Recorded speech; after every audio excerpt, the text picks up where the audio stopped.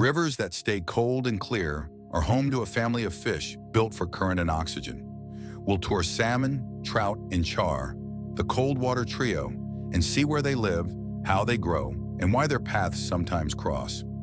Salmon begin life in gravel nests called redds in upland streams.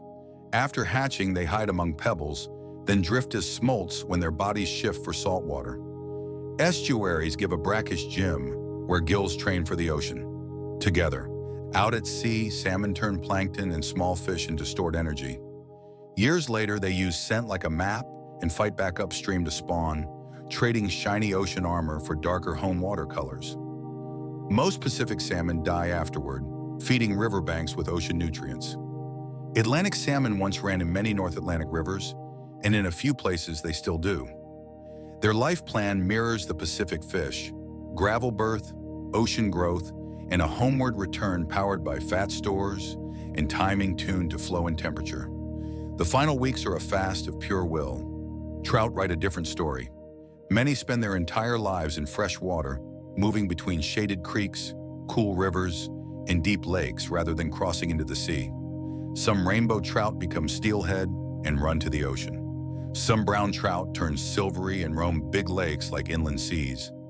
Char, Arctic char, bull trout, and brook trout prefer water that stays extra cold. They often live higher in watersheds and deeper in lakes, where summer heat barely reaches. Field clue: char show pale spots on darker bodies, often with a thin white fin edge. Food webs tie these fish to land. Mayfly and caddis larvae scrape algae from rocks. Wind-blown ants and beetles feed trout in summer. When salmon die after spawning, their bodies fertilize forests and feed birds, bears, and even young fish downstream. A river's shape decides where fish can rest and feed. Outside, bends cut deep pools for shelter. Inside, bends build bars where food collects. Riffles add oxygen with each bubble. Side channels and floodplains offer calm nurseries during high water. Seasons set the schedule. Snowmelt opens migration routes. Summer low water pushes fish into deeper pockets.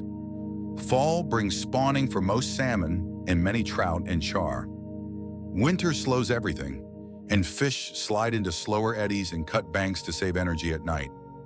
Before laying eggs, a female salmon or trout uses her tail to sweep a shallow nest in clean gravel. The eggs rest safely under a light cover through winter, while fresh, bubbly water moves between the pebbles. Too much fine silt can block that flow, but clean gravel keeps the next generation healthy. In clear water, vision rules. Salmon and trout track contrast and motion, and a lateral line, pressure pours on the body, lets them feel hidden currents in the wake of passing prey. In darker water, scent and vibration take the lead. Temperature is a hard limit. When water warms past the mid-60s Fahrenheit, oxygen drops and stress rises, so fish retreat to cold springs, deep pools, shaded tributaries, or the mouths of snow-fed creeks. In lakes, thermoclines draw them to narrow cold bands that shift with wind. Not every barrier is natural. Dams block migrations, slow rivers, and warm reservoirs. Many regions build fish ladders, tune release schedules, or remove old barriers to reconnect rivers, letting salmon reach historic spawning grounds and trout, and char return to cooled upstream miles. Big floods can look destructive, but also reset habitat. They roll new gravel into bars, topple bank trees that become cover, and cut new side channels where young fish can grow without heavy current. Healthy rivers bend and move. Fish are tuned to that change. When oceans shift, salmon feel it. Cooler, richer years send them back heavier. Warm, lean years mean fewer survivors, and the echo travels far upriver. Trout and char in connected lake-river systems ride out bad spells by shifting depth, timing, or the parts of a watershed they use. Anglers talk about lies, the exact spots fish choose. A prime feeding lie sits just off fast water, where food drifts past but effort stays low. Resting lies hide under logs or boulders. In lakes, fish suspend along temperature lines and patrol drop-offs at dawn and dusk. Where rivers meet the sea, estuaries are nurseries and crossroads. Marsh channels, slow currents, tall reeds hide predators, and tides pump plankton and tiny crustaceans. Smolts learn the rhythm here, then slip out on a falling tide, turning river energy into ocean fuel. People shape these waters every day. Planting streamside trees cools channels. Fixing road crossings restores fish passage.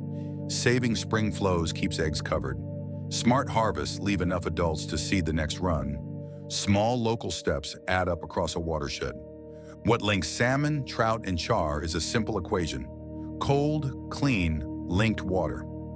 Keep those three, and this family can handle fast currents, long journeys, and the seasons push and pull, and rivers will keep running strong, for fish and for people downstream alike, year by year together.